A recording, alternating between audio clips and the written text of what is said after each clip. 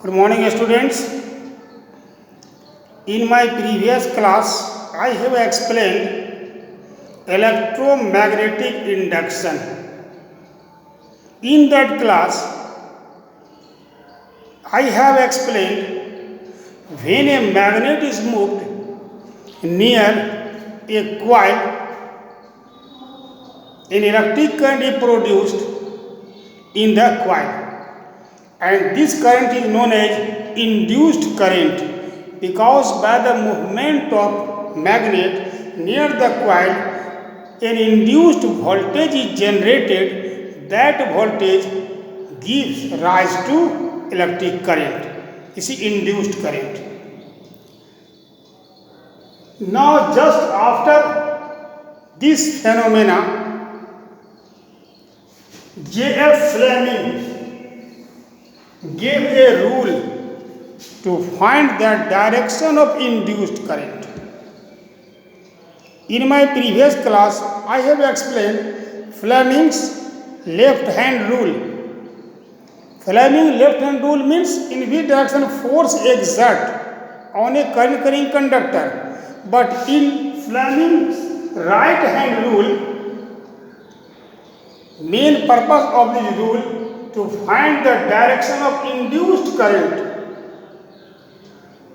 Okay, so J.F. Fleming took the help of three fingers of right hand. Three fingers of right hand.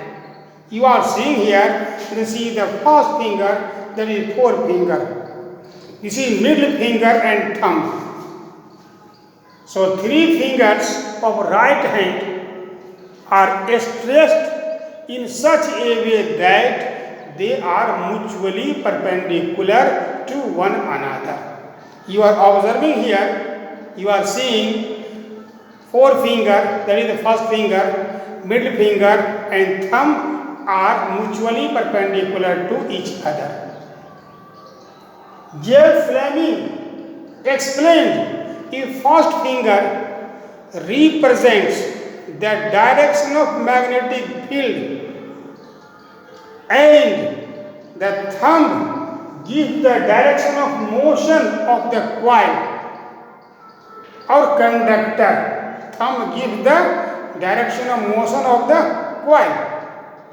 Then by the movement of coil in the magnetic field, an induced current starts to flow in the coil and the current will go in the direction of middle finger. Okay, here I have drawn the figure. First finger, that is forefinger, represent magnetic field. Thumb represent direction of motion or force in the coil.